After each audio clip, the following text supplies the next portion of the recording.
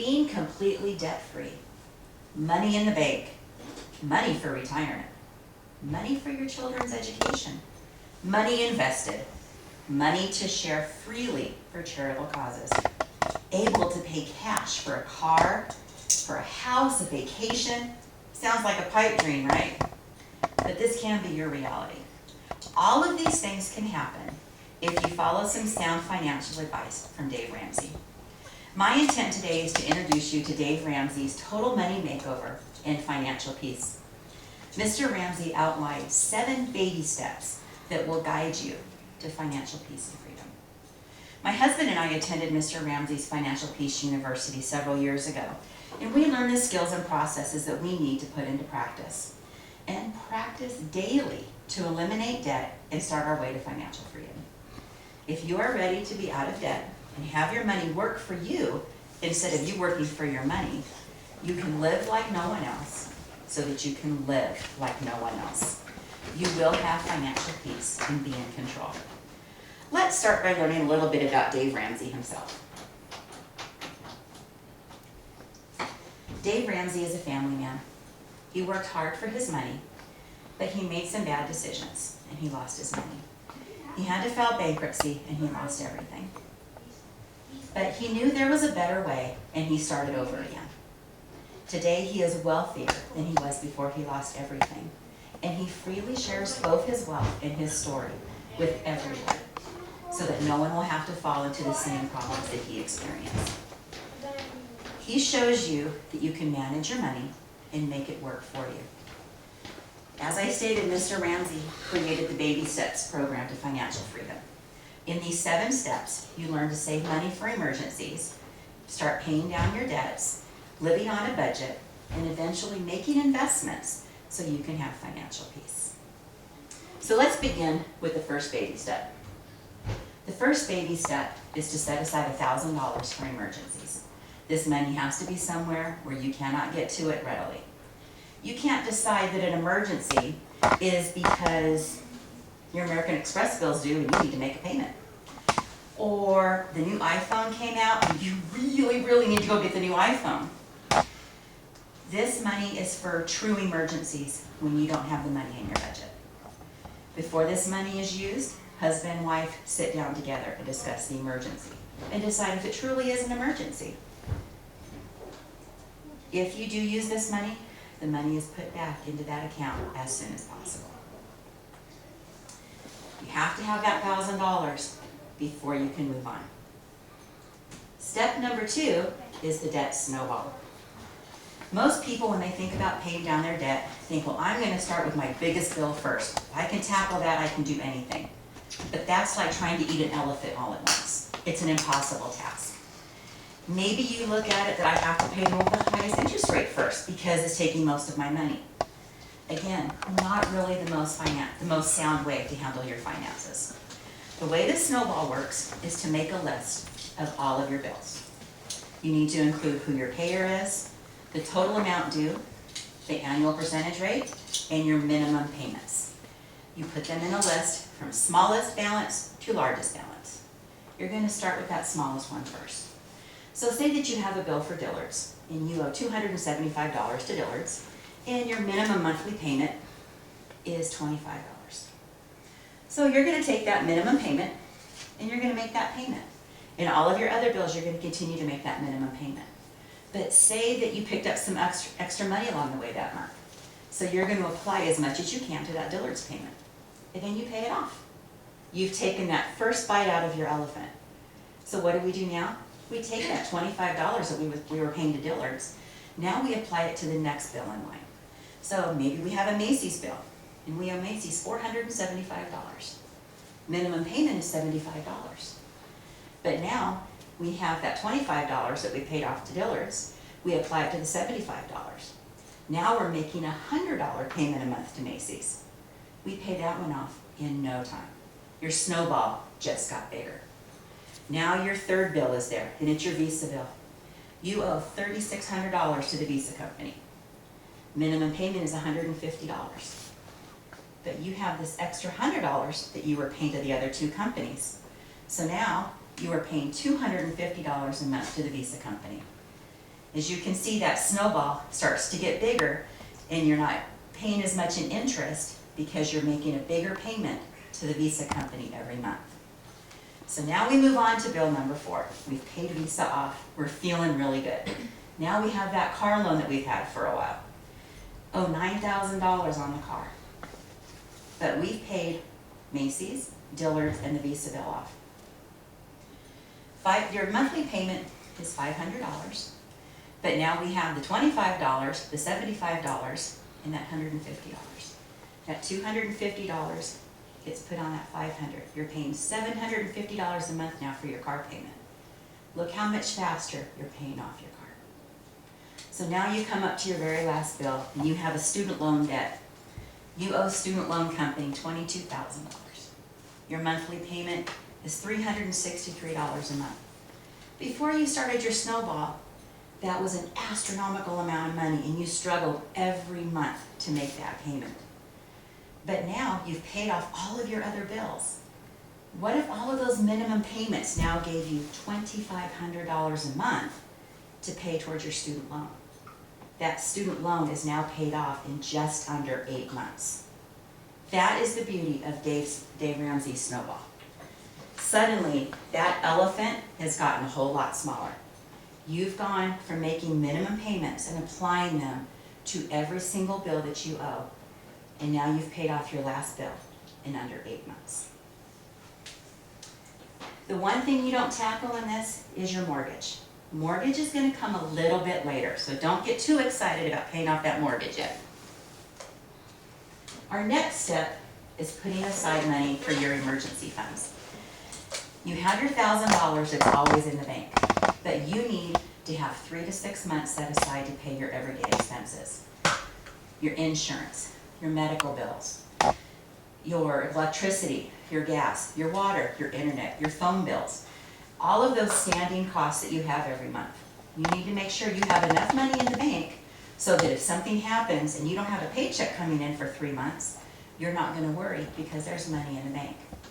Suddenly your everyday expenses have decreased because all of your debt, except for your mortgage, is gone. So now you have more expendable income that you're controlling to set aside. It makes you feel pretty good when there's money in the bank to pay these everyday expenses and you're not worried about paying the Visa bill. After we have set aside our 3 to 6 months, then we start thinking about ourselves. We need to put money aside for retirement. But you're probably thinking, what about my kids? I have to pay for college. I've got to get them to college. But you come first. You need to make sure that when you retire, you can take care of yourself. If you have money put aside for yourself, there will be a way later on to make sure your kids get to go to college. What Dave Ramsey recommends is investing 15% of your household income into retirement. Put it into a Roth IRA. Put it into a traditional IRA. Whatever works best for you, and fully diversify the funds. Look into mutual funds. Get the best bang for your buck and make sure you invest that money well. That money's going to continue to grow no matter what. Even if you're only putting in a couple $100s a month and you were to start today, you could be a multimillionaire in just a few years. This can happen. Our next step after we thought of ourselves, now we're going to think about our kids. We're funding our retirement. Now we're going to put money away for our kids' college education. We're going to use that same number.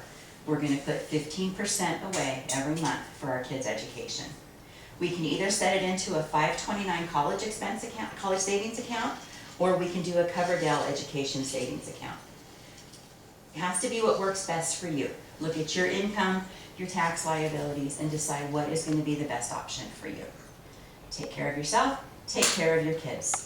Everything's starting to look pretty rosy. Then we move on to step number 6. Now we're going to talk about that mortgage. You've paid off all of your debt. You've got money set aside for 3 to 6 months of expenses. You put money away for retirement. You're funding your kids' education. That last obstacle is that mortgage, a 30-year mortgage. Imagine your life without a mortgage. For a lot of people, that's something that they may never be able to see. But if you've taken care of all of those other things, you have a lot more money to play with. Maybe a good thing for you to do would be to refinance that mortgage into a 15-year mortgage. Get rid of your adjustable rate mortgage, get it into a fixed rate. If you're following these principles, that 15-year mortgage could be paid off in only 7 years, because you have all of this extra money that you were sinking into other bills that now you can play with and apply it to getting rid of that mortgage. Don't get discouraged along the way. Any little victory you have, if you have enough money to make 2 payments in a month, take advantage of it and celebrate.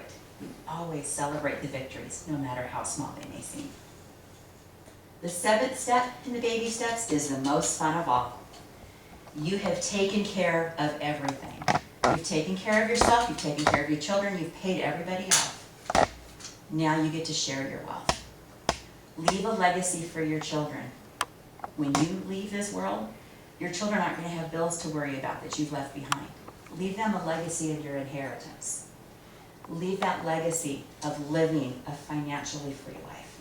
Let them know the benefits of sharing their wealth with others. There is nothing greater than being able to share money and give it to different charities and seeing the benefit that comes from sharing your wealth. It takes perseverance and really good habits to get to this point. It's a change of life, but it can be done. The other thing that Mr. Ramsey recommends is zero-based budgeting. In our house, this is referred to as the B word. Budgeting is hard. It takes both partners to sit down every month and list those expenses and have a zero-based budget where every single dollar has a name. You put it into house, you put it into clothes, you put it into medical, you put it into school expenses, you put it into haircuts, whatever you need to do. You have blow money put aside. That's your money to spend however you want, no questions asked. But at the end of the month, that budget has to have a big zero. There can be no leftovers. Dave Ramsey recommends using envelope systems to control your money. You put your grocery money in an envelope. You put your haircut money in an envelope. You put your clothing money in an envelope. When that envelope is empty, there's no more spending that month. It's a hard way to live, but it teaches you to live on a budget. The other thing that Mr. Ramsey recommends is getting rid of those credit cards. So many of us live in a world where I don't have the money today, but I'll just put it on a credit card and I'll pay it off next month and everything will be okay. That's how we got into this mess in the first place. If we eliminate those credit cards, that safety net of I have this extra money, I'll just pay it off next month. We don't live in that world anymore. If there's something that you really think that you need, sleep on it. If you still feel the same way tomorrow, put it in your budget and find a way to get it next month. But don't fall into the trap of putting it on the plastic and hoping to pay it off next month. When we do that, we run into the trap of maybe somewhere down the road we don't really need it anymore and we get rid of it, but we're still paying the bill on that item that we don't have anymore. Get rid of the plastic, live within your means, learn to differentiate between needs and wants.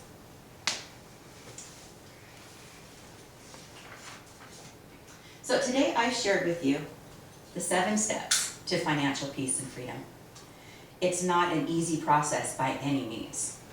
It's easy for me to stand up here and tell people how to do it, but it's another thing to start living it. It's a very personal decision when you are ready to take that step and start paying off your debt. If you're not fully committed and dedicated to becoming debt-free, it's not going to happen.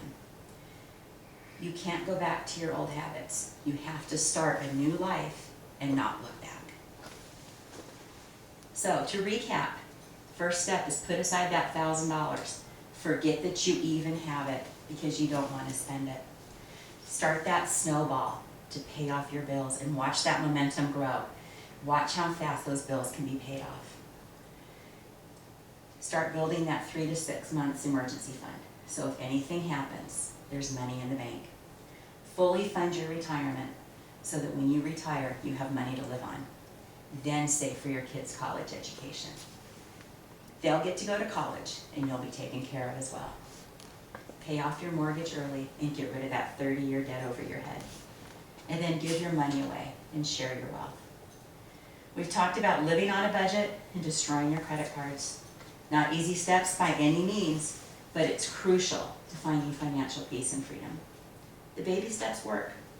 This process is a time commitment and a life commitment, but you can do it. Find it within yourself to take that first baby step today. I promise if you take that first step, you will find financial peace. And then you'll be able today to live like no one else, so you can live like no one else. Thank you.